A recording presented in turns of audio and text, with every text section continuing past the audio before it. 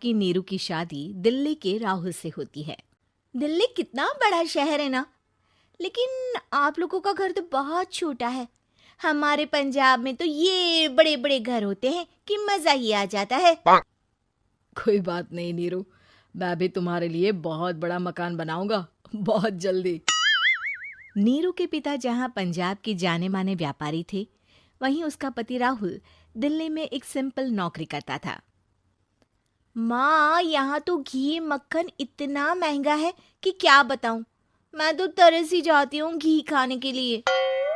नीरू की माँ को ये सुनकर बहुत दुख होता है।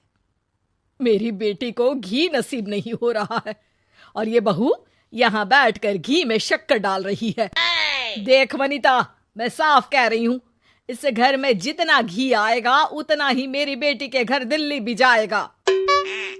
अरे ये क्या बात होती है माँ जी? बेटी का उतना ही करो जो अच्छा लगे। अब क्या मायके से घी और मक्खन तक की सप्लाई करोगी आप? हाँ, मेरी बेटी किसी चीज को तरसे मुझसे बर्दाश्त नहीं होता। अब क्या था, नीरू के मायके में 2 किलो घी आता तो 2 किलो दिल्ली जाता नीरू के पास। एक दिन, माँ बड़ी गर्मी पड़ती है दिल्ली में। इस घर में तो एक ही एसी है और वो भी ड्राइंग रूम में। सारा परिवार एक ही कमरे में सोता है।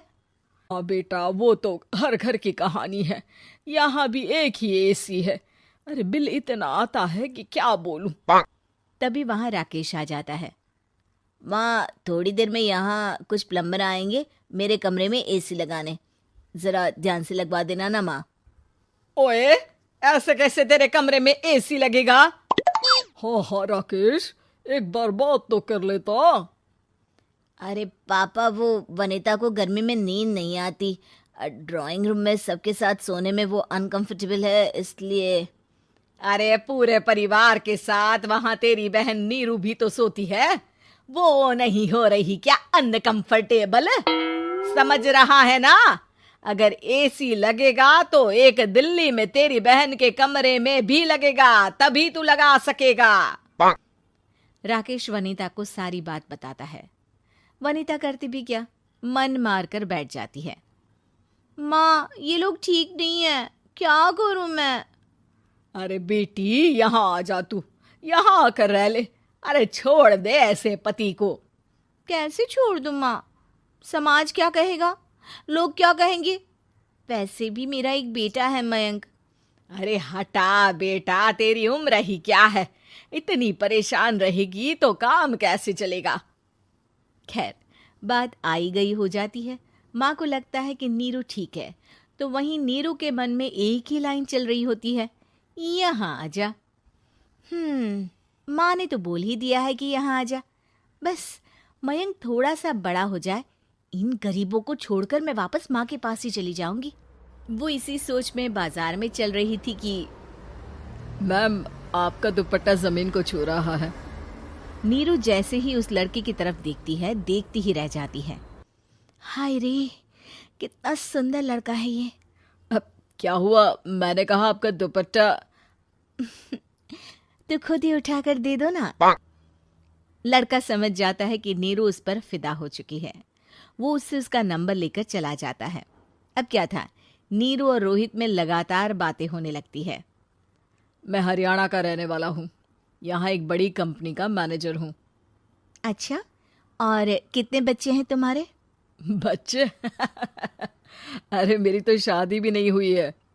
तुम बताओ, शादी करोगी? नीरू शर्मा जाती है। अब लेकिन मैं तो पहले से ही शादीशुदा हूँ।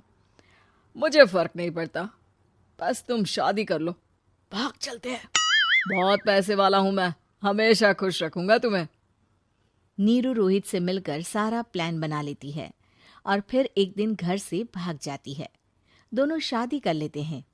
शादी के बाद, क्या बात है नीरू, तुम्हें परेशान सा देखता हूँ, सब ठीक तो है ना? हाँ हाँ, सब ठीक है।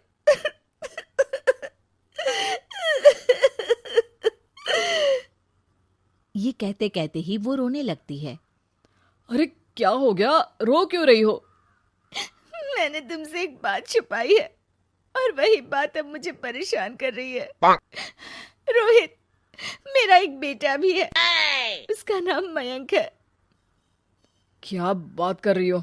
ये तुमने मुझे पहले क्यों नहीं बताया? देखो नीरू, मेरी माँ को मैंने ये नहीं बताया है कि तुम शादीशुदा हो। बच्चा मैं मैनेज नहीं कर पाऊंगा। नीरू को समझ में नहीं आता कि वो क्या करे। तुम उस बच्चे को अपनी माँ को क्यों नहीं दे देती? नीरू चुपके से माँ को फोन करती है। माँ, क्या मयंक को तुम रख सकती हो?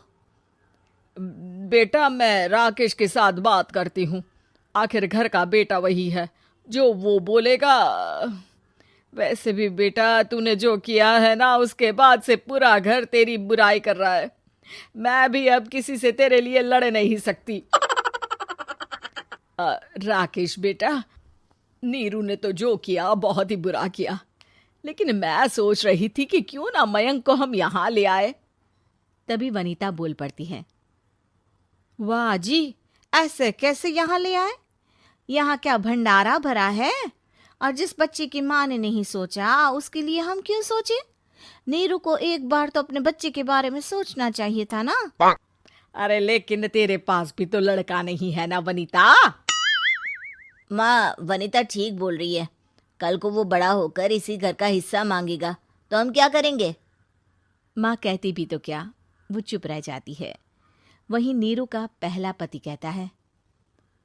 माँ, अगर आज भी वो वापस आ जाए तो मैं उसे माफ कर दूंगा। बेटा, गरीबी चीज ही ऐसी है, क्या करेगा? तू तो अब मयंक का सोच। वो बेचारा तो बिना माँ का हो गया। मयंक के खातिर तू दूसरी शादी कर ले बेटा।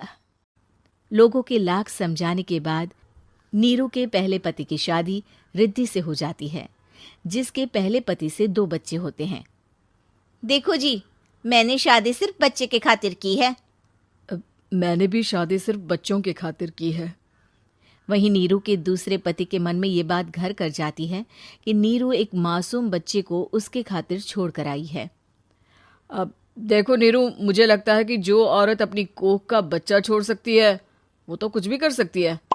कल को तुम्हें मुझसे अच्छा कोई मिल गया तो तुम तो मुझे भी बाय बाय कर दोगी ना। नीरू को अब उसका दूसरा पति ताने देना शुरू कर देता है। तंग आकर नीरू उसके यहाँ से भागकर अपने पहले पति के पास चली जाती है। लेकिन ससुराल में क्या लेने आई है नीरू, मयंक को? नहीं नहीं सासू माँ, मुझसे गलती हो गई, मुझे माफ कर दीजिए।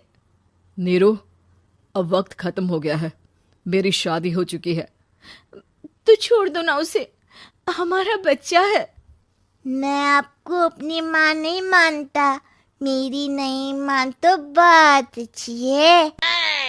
नीरू मयंक की बात सुनकर समझ जाती है कि उसके पास अब ना आसमान रहा ना ही जमीन। का पढ़ी लिखी और मॉडर्न लड़की है, लेकिन उसकी शादी ऐसे परिवार में हुई है जो गांव में रहता है।